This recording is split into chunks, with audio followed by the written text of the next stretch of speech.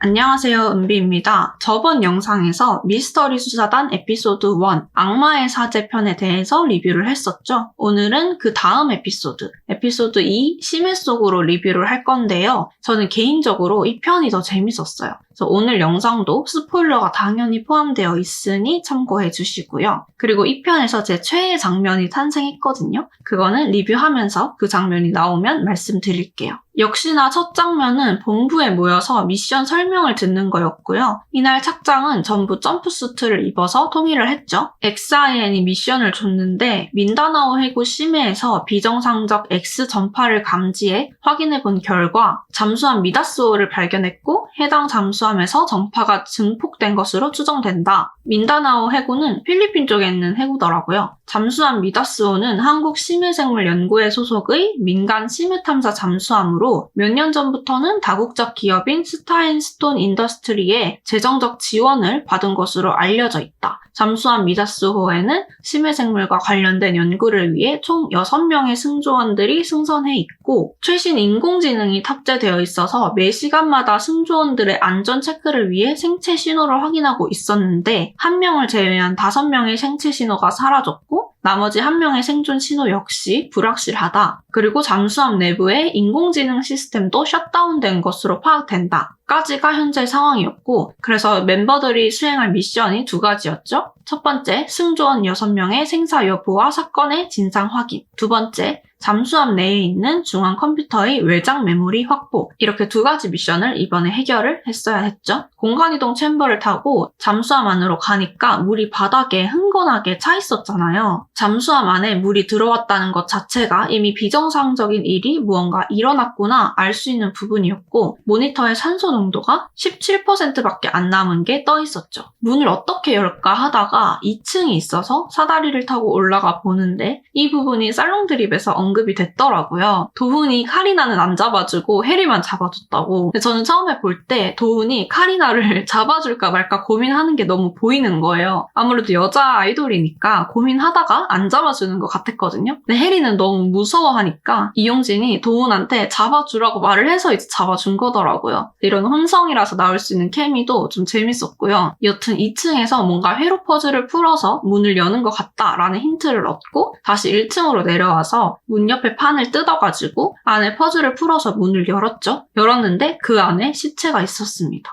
근데 목 위가 잘려져 나간 시체였잖아요. 그래서 옷에 있는 명찰로 여기 승조원인 엔지니어 한혜중이라는 걸 알아냈고 그리고 다음 공간이 기계실이었죠. 기계실에서 이것저것 막 조절을 해보다가 안 되니까 우선 다음 방으로 넘어가자 해서 또 회로 퍼즐을 풀어가지고 연구실로 넘어갑니다. 연구실에는 침대에 엄청 이상한 끈적끈적한 액체가 있었고 그걸 보고 아 여기 무슨 괴물 같은 게 있나 보다 라고 추측을 했죠. 그리고 노트북이 있어서 열어보니까 비밀 취급 인가권자만이 접근할 수 있는 노트북이다 라고 쓰여있고 밑에 바코드 모양이 나와 있었죠. R등급 비밀 취급 인가 필요라고 되어 있는데 R등급 카드키가 없으니까 일단 또 넘어가보자 해서 문을 또 열어가지고 회의실로 들어갔죠. 근데 또 시체가 있었고 명찰을 확인해보니까 지영구의 명찰이었죠. R등급이었고 네, 환풍구를 통해서 침 같은 끈적끈적한 액체가 막 이렇게 흐르는데 파트 일부분 마지막에 그 괴물 얼굴이 나오잖아요. 와 진짜 징그럽더라고요. 넷플이라서 나올 수 있는 수위의 장면 같은데 그 괴물이 계속 환풍구를 통해서 돌아다니고 있구나 라는 걸 멤버들도 이제 알게 되었죠. 어쨌든 R등급 명찰을 얻었으니까 뒷면을 보니 모스부호 같은 암호 풀이가 적혀져 있어서 바코드를 이렇게 압축해가지고 부호처럼 해석을 하려고 하는데 그 전에 이은지가 산소 농도를 먼저 올려야 할 것 같다 해서 조종실 문을 또 열어가지고 들어가 보는데 그 안에 또 머리가 뜯겨나간 시체가 있었죠. 항해사 조종선 S등급 명찰을 달고 있는 시신이었고 손에 램카드를 들고 있었어요. 중앙 컴퓨터 재부팅을 하려고 찾아보니까 어차피 인가 코드가 필요해서 아까 풀던 노트북 암호 계속 풀자 해서 풀어보니까 암호가 아쿠아 투맨이었죠. 그래서 노트북을 열어서 UML-01 연구일지가 있어서 열어보니까 민다나오 해구 부근 해저 7,500m 지점에서 미확인 생물체를 채취했다라는 것에 대한 보고서가 쭉 있었어요. 데이터베이스 조회 결과 학계에 보고된 바 없는 해양 생물임을 확인했고 보고된 기존 심해 생물과 달리 환경 변화에 유연한 적응력을 보인다고 보고서에 적혀 있었고요. 감당할 수 있는 사이즈는 모두 먹어치우고 있다. 특히 모든 먹이에 머리부터 먹는 특징을 보인다라고 적혀 있었어요. 그래서 시신의 머리를 먹어치운 게 그 괴물이구나, UML-01이구나 라는 걸 알게 되었고 CO2 반응 확인한 것에 대한 보고서도 있었는데 CO2, 즉 이산화탄소 농도 증가에 비례해서 활동량이 증가한다 라고 적혀 있었어요. 그리고 또 다음 보고서에 고장난 UV 라이트 램프 교체 과정에서 연구 대상이 연구원 안주형의 기도를 통해 체내에 들어가는 사고가 발생했고 사고 이후 연구원 안주형이 현재 코마 상태이다 라는 내용이 적혀 있었죠. 그리고 영상이 3개가 있었는데 첫 번째 영상은 최초로 해양생물을 발견했고 근데 무인 잠수정이 도킹되는 과정에서 문제가 생겨서 자가 수리할 때까지 일주일 정도가 걸리고 일단 여기서 할 수 있는 연구를 진행을 해야겠다. 그리고 이 생물이 환경 변화에 적응을 아주 잘해서 심해가 아닌 다른 환경에서도 적응할 수 있을 것 같다라는 내용이 담겨 있었고 두 번째 영상은 3일 뒤의 영상이었는데 처음 크기보다 완전 확연하게 커져 있는 생물을 확인할 수 있었죠. 그리고 폰 패턴 푸는 게 찍혀 있어가지고 그 폰 비번 패턴을 확인했고 세 번째 영상이 그 하루 뒤의 영상이었는데 이제 UV 라이트 램프를 교체를 하려고 통을 열었는데 그 생물이 갑자기 튀어나와가지고 안주형의 기도로 들어갔죠. 그래서 안주형이 쓰러지고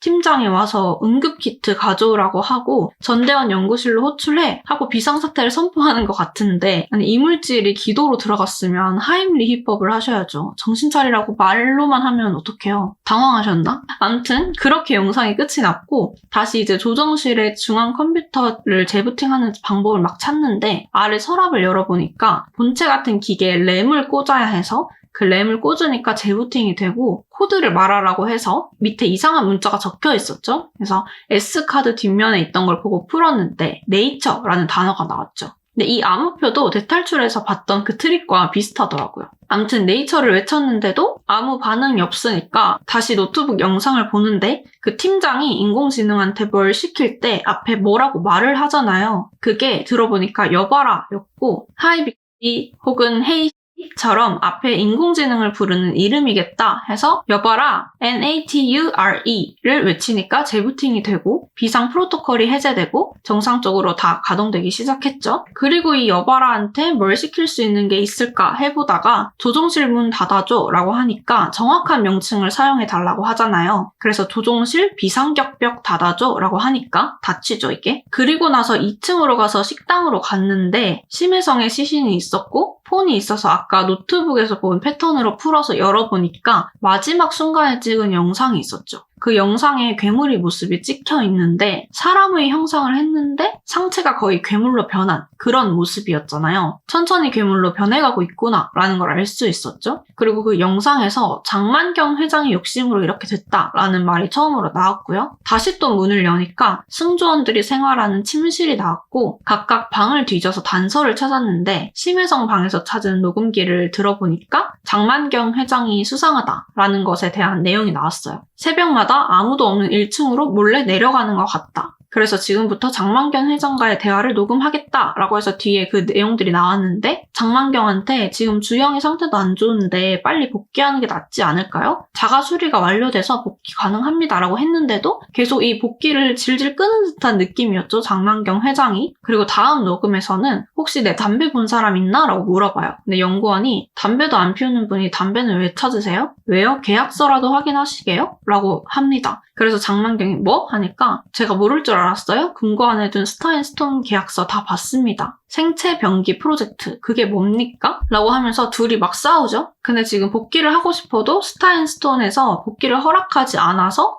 복귀를 할 수 없는 상황이다 라는 것까지 녹음 내용에 나왔어요. 그래서 장만경이 연구원 몰래 생체병기 프로젝트라는 걸 스타일 스톤과 하고 있었구나라는 걸 알 수 있었고, 화장실로 넘어갔는데 바닥에 피가 고여있고 위에는 환풍구가 있고 신발끈이 이렇게 결쳐져 있었죠. 그래서 열어보니까 환풍구 쪽에 시신이 있었고 중간에 옷이 있어서 올라가서 가지고 내려오니까 장만경 명찰이 있었죠. 그래서 장만경도 당했구나라는 걸 알 수 있었고, 열쇠를 찾아서 회장실을 열어보니까 카드키를 댈 수 있는 곳이 있었는데 장만경 명찰을 대도 안 열렸죠. 그래서 추리를 하기를 아까 그 녹음에서 신혜성님이 그 담배의 존재를 알고 있었고 장만경이 담배를 찾는 것으로 보아 신혜성한테 담배가 있을 것 같다 라고 해서 왔던 길을 되돌아가서 심혜성 방을 보는데 자물쇠가 걸린 캐비닛이 있었고 시신에서 열쇠를 찾아서 열어보니까 담배랑 사진이 있었죠. 담배갑 안에 카드가 있었고 금고를 열어보니 계약서와 서버함 열쇠가 있었어요.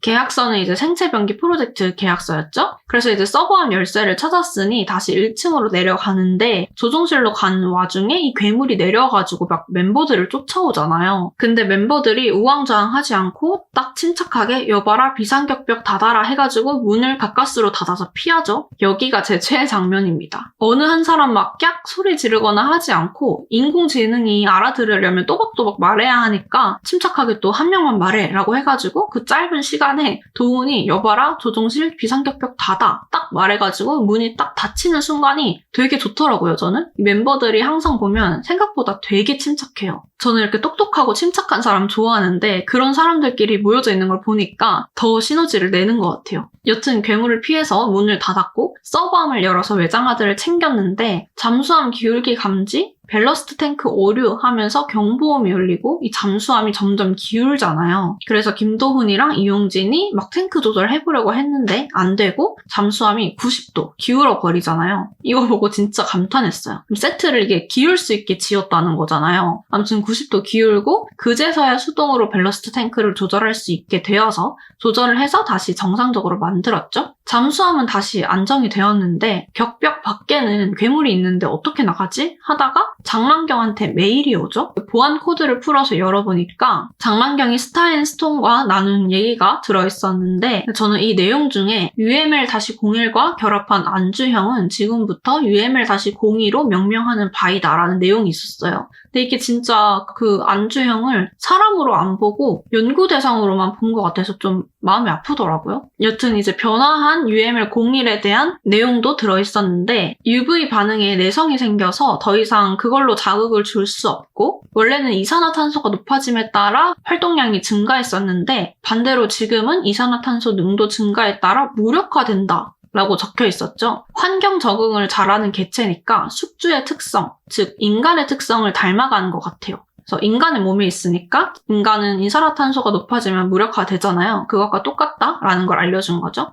그래서 소화기를 보니까 이산화탄소 소화기여서 이걸로 뿌리면서 나가야겠다 하는데 그 와중에 어뢰가 온다는 경보가 뜨죠. 저는 아마 이게 스타인스톤에서 이걸 묻어버리려고 보낸 어뢰 같아요. 그래서 충돌하기 전에 빨리 이제 비상격벽을 열어가지고 카리나가 선두에서 소화기를 뿌리면서 막 달리는데 너무 귀여운 거예요. 사실 프로그램 내내 귀여웠어요. 너무 귀여워요. 여튼 괴물을 물리치고 공간이동 챔버로 도착해서 복귀를 했고 미다스오는 어뢰를 맞아서 폭발된 것처럼 보이고 에피소드 2가 끝났습니다. 말씀드렸던 것처럼 저는 에피소드 2가 더 재밌었어요. 게임 중에서도 이런 느낌의 게임이 몇 개 있거든요. 몬스트럼이나 에일리언 아이솔레이션 같은 게임들이 배나 우주선 안에서 괴물들을 피해서 도망쳐야 하고 이런 게임들이 있는데 제가 그런 것들을 되게 재밌게 봤어요. 근데 이걸 실제 사람으로, 실제 세트로, 그리고 실제 그 괴물로 구현을 해서 플레이하는 것들을 보니까 진짜 재밌고 그 플레이하시는 멤버들이 너무 부럽더라고요. 그리고 또 넷플릭스 오리지널이라 그런지 잔인하거나 징그러운 부분도 표현이 적나라하게 되어서 좀 더 생생하게 다가왔던 것 같아요. 이렇게 에피소드 2가 시즌 1 끝인가 봐요. 저는 좀 더 많은 에피소드가 있길 바랐는데 시즌 2 간절히 염원해 봅니다. 멤버 구성을 이번에도 어떻게 이렇게 찰떡으로 하셨는지 이번 멤버들은 좀 다들 침착하고 똑똑하고 그래서 답답하지 않고 재밌는 것 같아요.